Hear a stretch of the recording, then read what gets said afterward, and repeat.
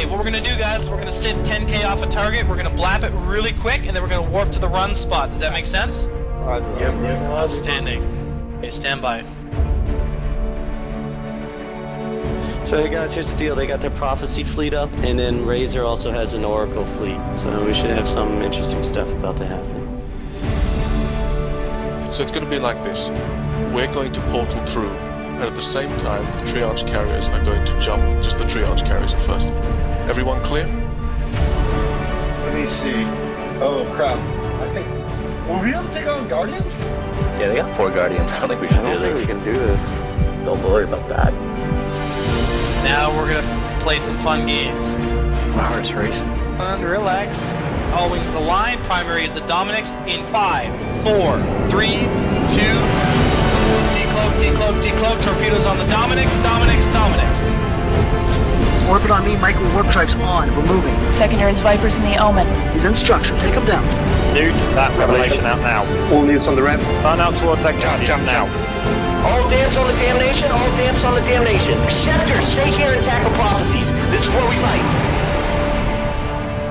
Alright. So I'm carrying 100 times more than my ship is worth. There were some pirates chasing me. There's one guy chasing me through like 5 different systems. I need to get the f*** out of this system. This little rock right here is worth about 166 million ISK.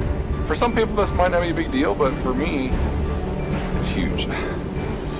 Stellar 4.2, pretty nice. Gonna produce 4 of them, 2 days, 19 hours, 11 minutes, 44 seconds. We can expect to make 8 to 10 million around there. 51 out of 56 grid? Okay, good. And we've got 5 modules to fit in here. The ship's speed is actually pretty good. It can hit 4K a second. We're gonna hurt that now by adding on some armor buffer. Up, success. Yeah. Thanks, dude. Yay, Solvent's so much fun. Oh yeah, such fun. It's almost done now. Like less than a week. Oh look. Whoa. Okay, good. Oh, whoa.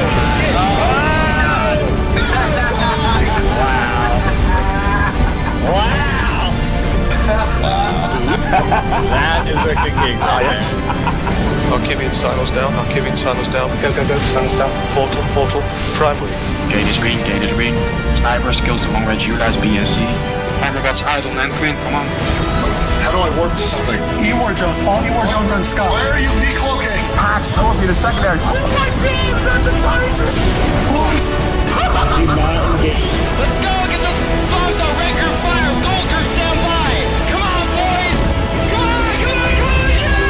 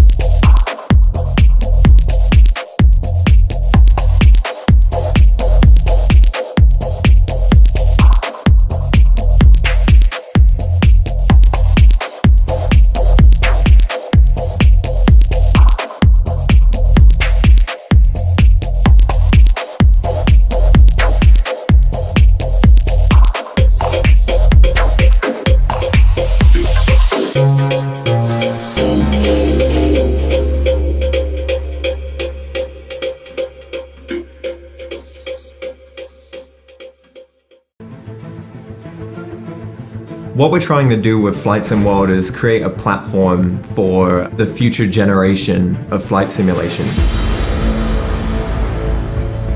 If you pick up Flight Sim World in early access, you'll have access to 7 aircraft, some of the most detailed base models seen in the simulation space, the Pro mission editor that will let you create your own content, alongside a bunch of tutorials, missions, and the ability to free fly from over 24,000 airports all over the world. Our early access strategy would be to release concurrent fixes for any issues that might arise, as well as aiming towards milestone deliveries for new features and improved content.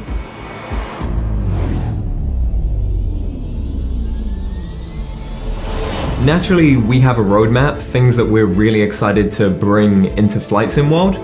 Cold Dark Start's the opportunity to start your plane right from the beginning instead of just being ready for takeoff, alongside workshop functionality so that for people who are using the Pro mission editor, they can share the missions they've been working on and the other content they've been creating, their flight plans, that sort of thing. Improvements to the flight planner and instrument reading, big updates to the weather effects, and full Steam multiplayer functionality. In addition to us rolling out new features during the early access period, the third-party team at Dovetail Games is working with your favourite developers to bring the very best types of content to the Flight Sim World store. Going into early access gives players the opportunity to engage with Dovetail in a way that they never really have before. We're hoping to gain an understanding of what simmers think of the work that's gone into it so far. I think we need to understand and appreciate the weight of opinion and the experience and the passion within the community in order to inform our decision making. Through regular communication, through the live streams, we'll be able to use their feedback to shape the future of Flight Sim World.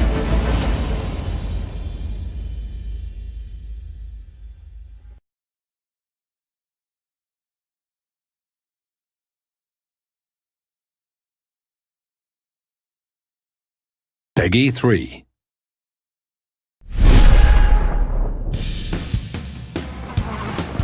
You have to forget about the fear factor. It's purely about winning or losing, and that's a real special element in rally. I don't know so much other things than driving, you know. And if you believe in yourself a lot, you know that you're jumping back in the car again, you will be fast. Fear is not something I really feel. Maybe it's more about adrenaline and the nervousness of not knowing what will happen, like in the first corner. I'm never scared when I'm actually in the fight, but you know, when you've lost the car or when you head into the wall, then you release your hands and you close your eyes. For me, the main thing is adrenaline, what I'm getting on my driving, and the risk. Every kind of sport is a risk sport. You're never afraid when you drive, but you can get some really nice adrenaline kicks sometimes, but that's what keeps us pushing very, very hard. Extreme sport looks like crazy from outside for the people not know, but if he wants to do that for many, many years, you really need to be super well prepared, well organized, and work is the key. Actually, I'm not afraid from a high speed or the big jumps or door-to-door racing. The most thing what I'm afraid is for really fast stopping the car in 1 second. Of course, big crashes make you think, but if you start feeling fear, I think you lose your game and you shouldn't maybe think about it, but of course you have to drive smart. In the 2 last years I have had 2 big crashes, and both times I was feeling pretty sore immediately after, and I was feeling like a very old man who had pain in his whole body and all this, but just 2-3 days afterwards you're all fine. Maybe the ugliest crash in rally maybe ever, you know, is the one I had in Germany. I almost killed my co-driver, you know. He went to hospital, and week after we going to Japan, first time Rally Japan is on, you know, with all the fans and all the people say, okay, it'll be difficult for Peter to come back again after that accident. And first stage in Rally Japan, even with the same co-driver, we won the stage 15 seconds in front of Loeb. We won the race. It's not enough with that, you know, but I won also the 2 next races. So 3 races in a row after maybe the biggest accident in rally. It's all about how much you want it. That's the buzz in driving a rally car. It's driving blind to a certain degree. You know, you're arriving at a corner, top speed, and you're close to 200 kilometers an hour.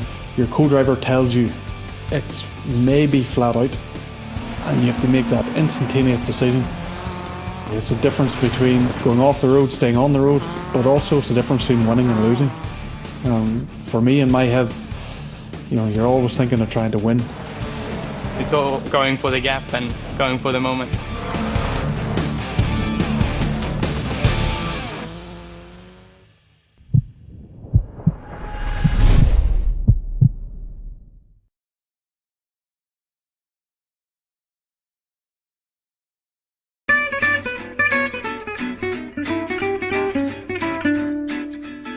Hello YouTubes, welcome back to James Recommends. I'll be honest with you, it's been a rough week for me, and so I just wanted something that was simple and recognizable, and I started pouring through the Game Maker archives for old RPGs, right? Things that felt like the Final Fantasies of my youth. And I met with many games that were had work to be done, let's put it that way. But then I found a game called The Last Dream. The Last Dream is an RPG that feels like the old Final Fantasies, your 2D Final Fantasies, 1 and 4 and 6, and you'll see a lot of references. If you played those old Final Fantasies, you'll notice all the nods to those games as you play through The Last Dream. But it's done exceptionally well. And what I love about it is that, and perhaps this is what's awesome about it, that it captures a lot of the naivete, the innocence that some of those games had. They took themselves seriously, and yet at the same time, there was none of that grit, none of that attempt at realism. There was still that fantasy that some of the more modern games, and a lot of modern JRPGs, often tend to lack. So, as far as this game goes, right, it has everything you'd want from a JRPG. It has fluid, simple combat with lots of options on how to approach the combat puzzles it presents you. It gives you an option in the menu to select how often you want combat encounters. So you want to grind today? Great, we got you covered. At the same time, do you want almost no encounters so you can just walk through this area and explore? It's got that too. It's got a huge open world. I will tell you right now, I am nowhere near close to done with this thing. But it's got a world that you can roam around in.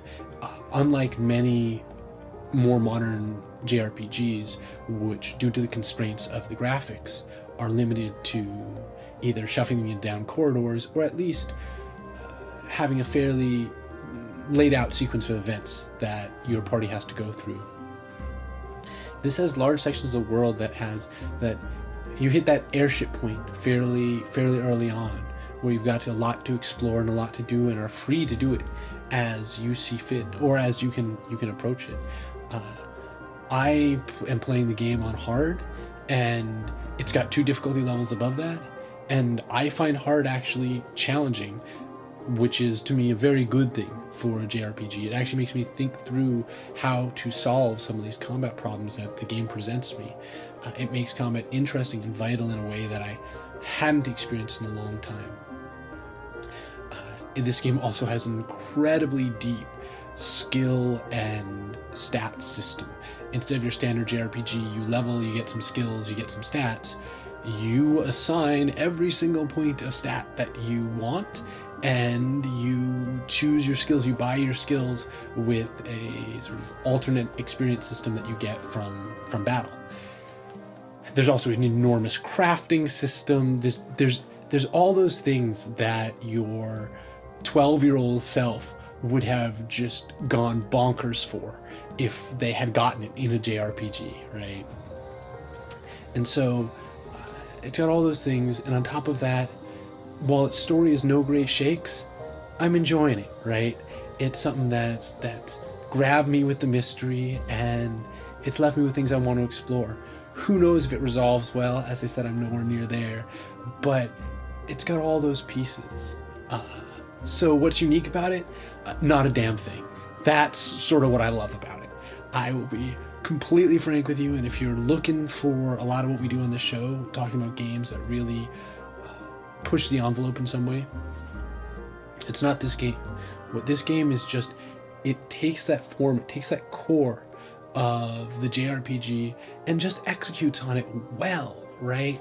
It just delivers all these ancillary systems, all these other pieces that you always thought, wouldn't it be cool if a JRPG had that?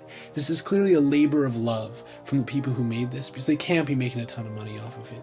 And yet it's so large and so deep and actually fairly well balanced that this game, if you're looking for something that's going to shock you, this isn't it. But if you, like I did this week, if you just need to go back and find something akin to the feeling you got when playing those old Final Fantasies, this has been it for me. I've been looking for a while, and this is the first time I've found anything that sort of fills that void. And man, the music is awesome. The music is also ridiculous. It alternates between like classical and like hardcore rock opera. You'll see what I mean, but sometimes the fight music is just the most gonzo epic thing that you will experience in a JRPG. And its production values are high, right? Like the music is really good. The ridiculous but good. The visuals are of super high quality for something like a game for a lot of the JRPGs I see out there. In fact, visuals are better than in the Square Enix mobile games that they've been releasing. So I really have nothing to complain about on that front. As far as what's terrible about this game, the stat system is insanely complex. And you may not even know what the stats do, and you're thrown in, and I don't know, I haven't gotten to the point where I can reset my stats yet, so I don't know if I've just permanently screwed my party for later on. Who knows, right? You absolutely need to go there's out there on the internet like a 700-page guide. You do not need to read the whole thing, but you do have to go through and sort of read the math if you're like me, right? Like if you actually want to build the right party, or at least a party which you will find interesting, especially because I took all the utility characters. I took all the characters who can't fight.